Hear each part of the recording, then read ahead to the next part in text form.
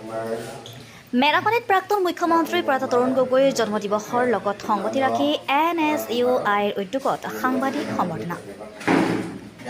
মেৰাপানী মহকুমা সাংবাদিক সংস্থাৰ প্ৰেক্ষাগৃহত আজি গোলাঘাট জিলা NSUI উদ্যোগত মেৰাপানীৰ মহকুমা এলেকাৰ সাংবাদিকসকলক এক বিশেষ সম্বৰ্ধনা জ্ঞাপন কাৰ্যসূচী ৰূপায়ণ কৰে। উল্লেখ্য যে জননেতা তথা অসমৰ প্ৰাক্তন মুখ্যমন্ত্ৰী তৰুণ গগৈৰ জন্মদিৱসৰ লগত সংগতি ৰাখি মেৰাপানী অঞ্চলৰ সাংবাদিকসকলক সম্বৰ্ধনা জনোৱা হয় আৰু সেই উপলক্ষে গোলাঘাট জিলা NSUI সভাপতি যজ্ঞেশ্বৰ ঠেঙালৰ সভাপতিত্বত অনুষ্ঠিত সম্বৰ্ধনা সভাত অসম প্ৰদেশ কংগ্ৰেছৰ সাধাৰণ সম্পাদক বিতুপন শইকীয়া, গমাৰিগুৰি ব্লক কংগ্ৰেছৰ সভাপতি মাধৱ শইকীয়া, সাধাৰণ সম্পাদকদ্বয় নকুল মুছাহাৰী, লক্ষী গগৈ, গাঁও পঞ্চায়তৰ সভাপতি বিপুল গগৈ, গোলাঘাট জিলা NSUIৰ উপসভাপতি ধ্ৰুৱজ্যোতি বৰা উপস্থিত থাকে।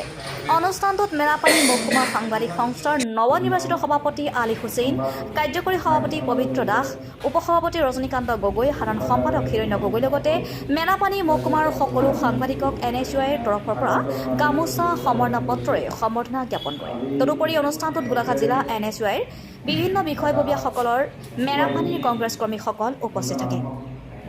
News desk report repeat. মেৰাপানীৰ পৰা বিবৰ ৰিপৰ্ট নিউজ আছাম টুডে।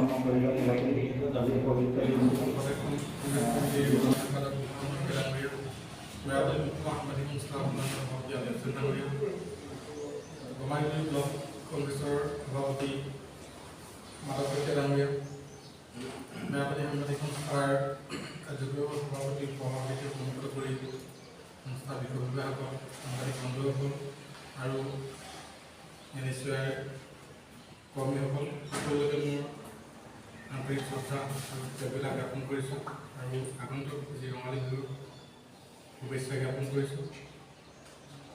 আজি যি জননেতা তৰুণ গগৈৰ জন্মতিথিৰ লগত সংগতি ৰাখি মেৰাপানীৰ সংবাদকৰ্মীসকলক যি আপোনালোকে মৰম আতিথ্য প্ৰদান কৰিছে তাৰ বাবে আমি আমাক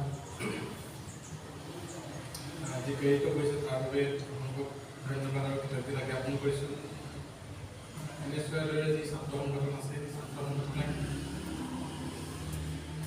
ভৱিষ্যতৰ দিনত